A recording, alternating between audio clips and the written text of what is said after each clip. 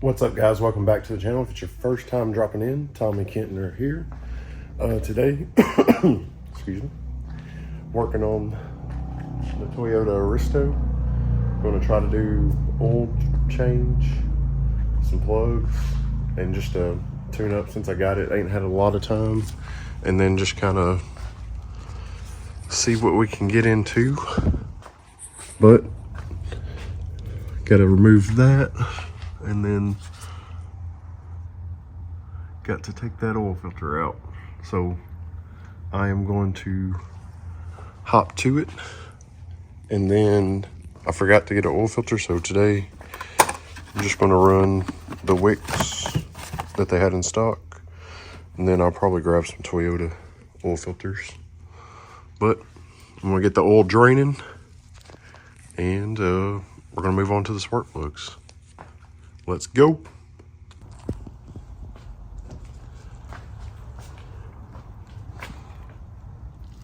All right, guys, we got the oil draining. And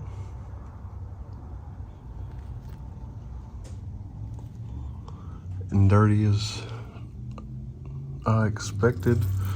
I doubt when you get these cars imported and from an importer, they do any real maintenance on them. So if you pick up an import, I would recommend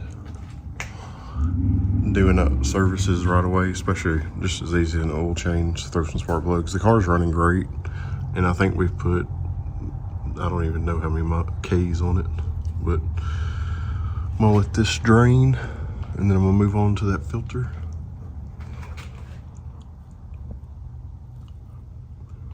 And get that out of there. All right, guys, got the oil filter housing out, and it's probably one of the worst locations that I've seen. It just kind of drains all wherever it wants to go. Luckily, it was just contained in the pan and a little bit on the floor. But we got that out, but like I said, it makes a mess coming down through here. But I'm gonna put the new one up, and then I'll probably let the car down and we'll get started on those spark plugs. All right, guys, got the oil filter back on there, and then I'll brake clean this and cleaned it up a little bit. While looking around, did find it does have a aftermarket radiator, and apparently they didn't hook up the oil cooler. So probably will be just doing just a oil cooler for or it's a trans cooler, but they didn't hook up the trans cooler lines that run through the radiator, so we will be addressing that. But overall, the car has 80,000 miles on it. It's a 97, and I mean, nothing out of the ordinary up under it, no rust. And I thought this was a Blitz full cat back, but it's just an axle back. So I think I'm gonna try to find the full cat back, and then maybe it'll sound just right for a daily. But like I said, the car's really clean. I don't really see anything standing out besides that. I just sprayed all that off. So, but like I said, they did put an aftermarket radiator in, and I don't know if they probably got the manual one for a Supra, but I guess, or heck, that right there looks like we might be able to hook them up in this radiator, but they just didn't feel like messing with it. But all right, we got the oil out, new filter on, time to bring it down. All right, to get to the coil packs, you just remove this, and you got a bolt here, here, and then all these.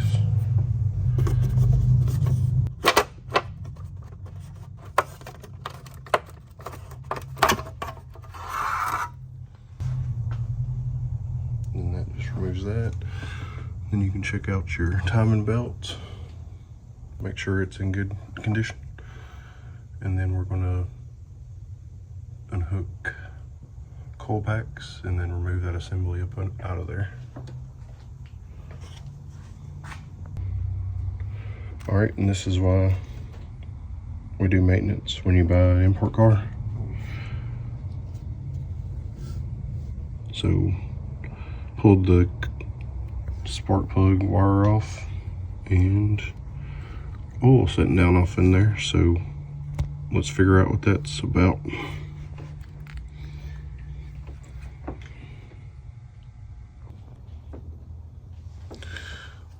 All right, I went ahead and pulled the plug,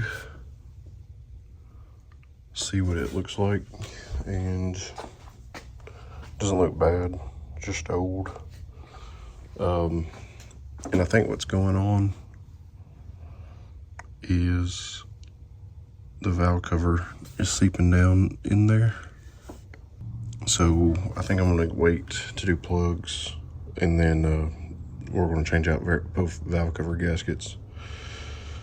And then that way we can just do it all at once instead of do spark plugs now and then need to change them out because oil's still running down off in there. I mean, the car isn't smoking or anything. It's just, you could hear like a minute misfire, and I think that's the issue. So I would rather go ahead and solve it all right now. And then, like I said, we're gonna hook up the trans cooler for the transmission. I'll probably end up changing that fluid too. And I've seen there's a little trick on the internet that we can swap out or actually move a little dial and increase line pressure. So that'll make for some firmer shifts. And I'll go ahead and change that fluid too, and probably the filter.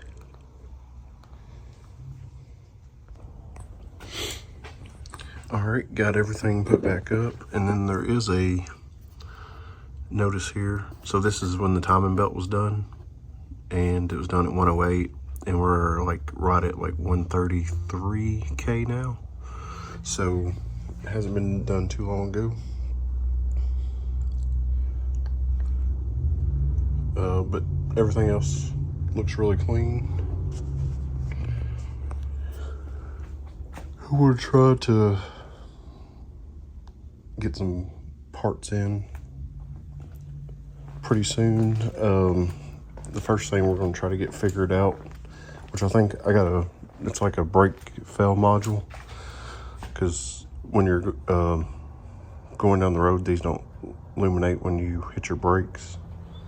So I'm gonna try to get the taillights fixed. Maybe find the rest of the cat back for that system. And we're gonna try to get some rotors on here. So we're gonna do maintenance stuff first. Just have fun with the car, enjoy the car. It rides really good. I'm really happy with it. Let me find the keys. But kind of cool keychain to come with. I don't know how much I showed you guys the inside before.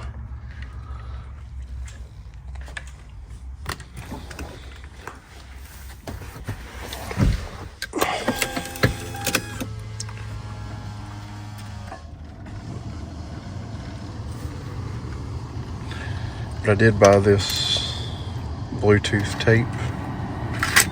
Thing works pretty good.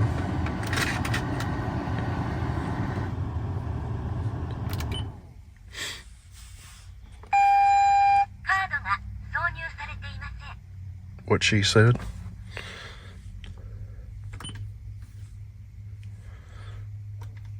But and then it's got a CD changer in the glove box, which I actually need a CD and see if that works. And it says that on the screen. If anybody's ever put a double DIN in here, let me know how that looks or all that good stuff. But it's got TV. It's kind of cool because, like, if you're older, you remember the TVs that actually look like that when they lost signal. And made that sound. But then there's your CD. And then I think, yeah, so this is like your climate control. It's It's kind of cool because this is a 97, and I mean, all this stuff is touchscreen. So when you think newer cars have up-to-date stuff, it's like nothing's really changed. But I like the dash on it. It's kind of cool. And it does have the card pass thing, so you can actually make it talk. Like that when it starts. That's like I said, it's really clean. I like this like marbleized looking stuff here, and then it's on the door.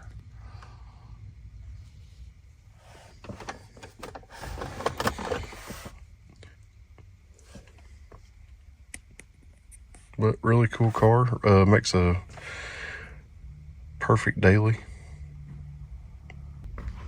But guys, like I said, the Aristo is making a awesome daily driver. It's fun. It makes turbo noises.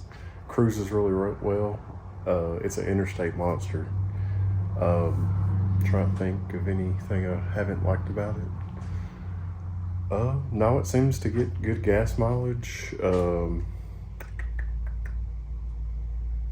I don't know. I've really enjoyed it. It's fun. It does burnouts. It does drift. They actually drift them in Japan, so that's kind of cool. But guys, if this is your first time tuning in to the Aristo content, or if you're returning, make sure y'all hit that subscribe button. We got plenty of more GTR. Going to try to get the engine on the stand for the Supra, so we can start assembling the built engine, and maybe a few things to the Midnight Purple Skyline. But we've been swamped with customer builds, and then I want to have a full video on these new oil pans from PRP for your RB26 30s and all that good stuff. And then we got to get a GTR engine in this car, that car, that car, and then the silver car in the back needs an engine. A few things buttoned up on this one, and then hopefully we got this one solved. I think it just needed some plugs, and then I'm gonna take it out Monday, make sure everything's doing good on it. Dodge needs an engine.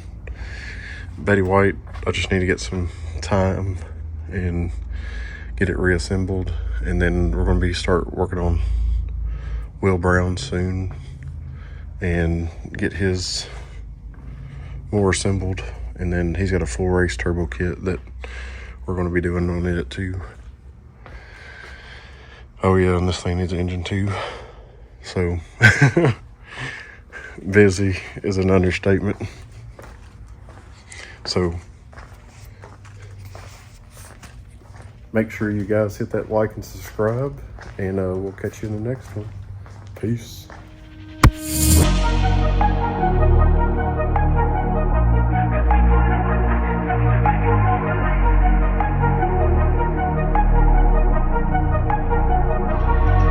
Yeah, I gotta keep dreaming, gotta keep going. Yeah, I gotta keep pushing, gotta keep breathing. Yeah, I gotta keep working. Yeah, at least for the moment, I win $1 million. And I want my mansion, so my family knows that we are set for life. Yeah, ain't nothing that's gonna take over.